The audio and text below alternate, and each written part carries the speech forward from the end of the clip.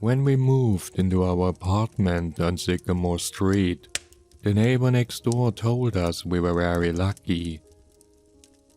She couldn't understand why the former tenants had left, since our unit had the best view in the building. Our balcony overlooks a strip of forest where deer can sometimes be seen roaming.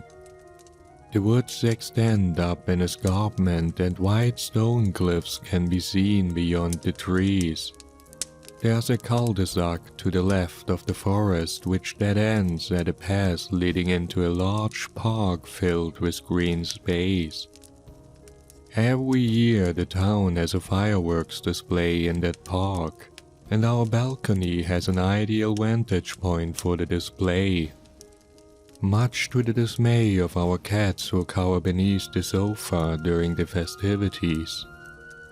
But despite the stunning views afforded by our balcony, I've discovered another side. This one not nearly as pleasant as the forest and fireworks and cliffs in the distance. Much like the fireworks display in the park, something else happens once a year in this neighborhood, down in the little cul-de-sac off of Sycamore Street. I just happened to notice it one night completely by accident. Since I work the night shift, I'm often awake at 3 AM on my days off, and sometimes even later than that. I heard once that 3 AM is the witching hour, whatever that means. It was just around that time and I was getting ready to bed, when I glanced out the window to take in the view before going to sleep. What I saw down there on Sycamore Street unnerved me. It gave me nightmares and made me mark the date in my phone when it had happened, as if to confirm to my future self that it wasn't just a nightmare I was misremembering as reality. I looked down onto the street below and took in every detail, my heart pounding fast in my chest. For several long seconds I couldn't breathe. There were people down in the street carrying torches, walking in pairs. They had long red cloaks which hung from their shoulders like capes. Hoods of the same crimson color shrouded their faces in darkness. As I watched the pairs of people holding torches, I tried to think of possible reasons for this behavior. Was this a late-night prayer for an obscure sect of Catholicism, or an Orthodox religion of some kind? The pairs walked slowly in a procession down the center of the street, ignoring the sidewalk. They turned left onto the court and marched to the very end of the cul-de-sac, and made a ring of flames around its perimeter. A circle of people stood at the end of the street, holding their torches and staring blankly into the center of the road. Another person began to draw with the soot of their torches on the asphalt, making a large black symbol in the midst of them all. Then they started to sway and chant rhythmically, moving in hypnotizing circles around the dark symbol. I couldn't see much from the window, so I opened the door to my balcony as quietly as I could and stepped out into the night air. It was hard to see anything except for the ropes and flickering candles, but I could hear their chanting voices rising up in volume. A moment later, they began to move again, marching in procession into the house at the very end of the cul-de-sac. After they went inside, they didn't come back out. I stayed up for hours and observed the home until the sun rose and my wife came out asking what was wrong. Nothing, just admiring the view. Why are you staring at that house? It's creepy. Go to bed already, it's 9 AM. Have you been awake all night? I thought about telling her what I'd seen, but I couldn't bring myself to do it. I was worried she would think I was losing my mind. It certainly didn't sound like something that would happen in this quaint little town we'd moved to. It seemed like something out of a horror movie. I went to bed and tried to forget about it, but I couldn't. And when I woke up and walked down the street later on, whatever symbol had been drawn on the pavement was gone, as if it had never existed. Over the next year I couldn't help but recall what I'd seen again and again. I didn't tell anyone, but I looked at the date reminder on my phone regularly. I also checked online to see if there was some religious significance to that specific day of the year, but could find nothing aside from the fact that May 16th is apparently National Sea Monkey Day, Nickel Day, and Supply Chain Professionals Day, and none of those seemed to explain what I'd witnessed.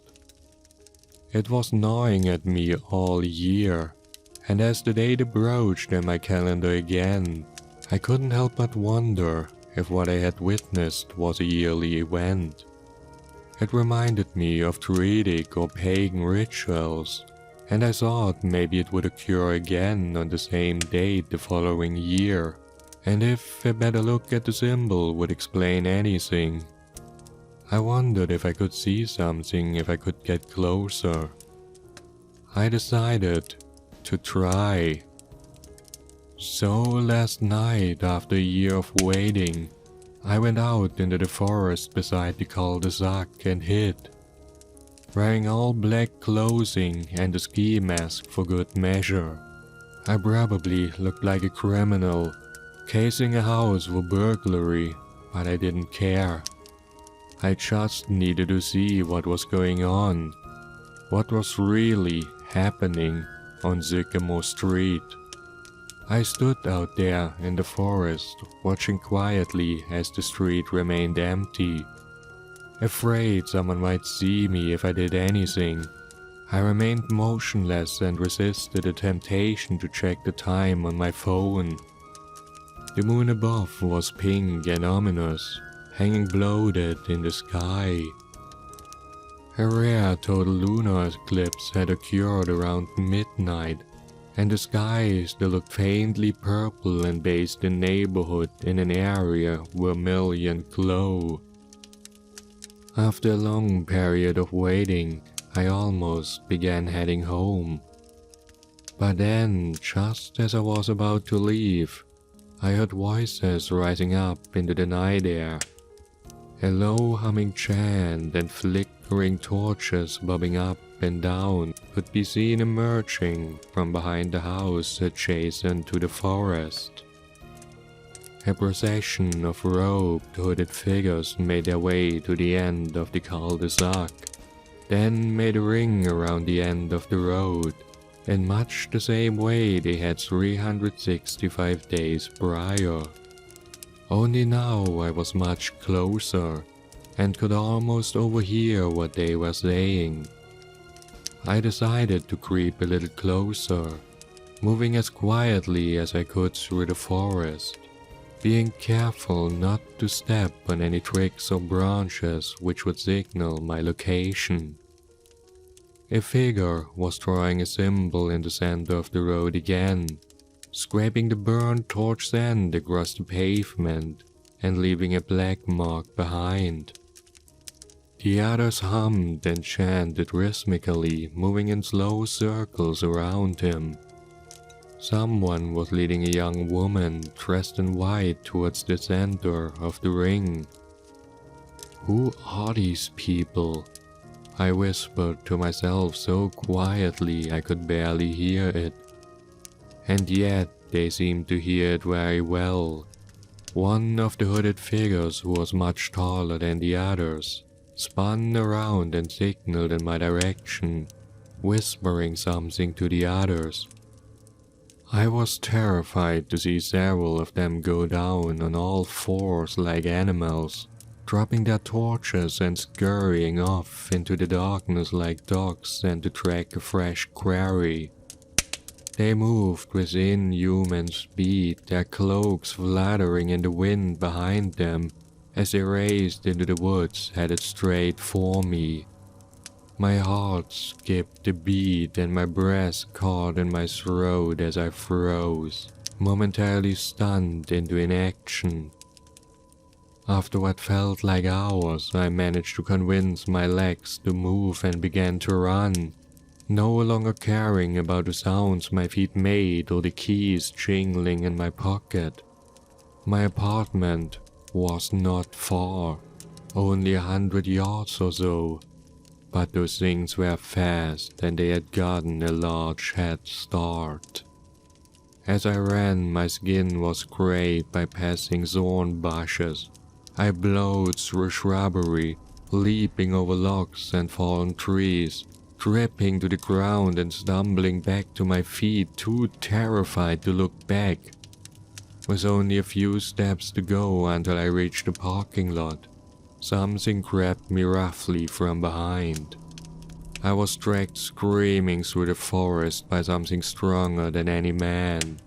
I was pulled towards the ceremony still in progress. Whatever was holding me was powerful, its hands wrinkled with age and its face shrouded in darkness.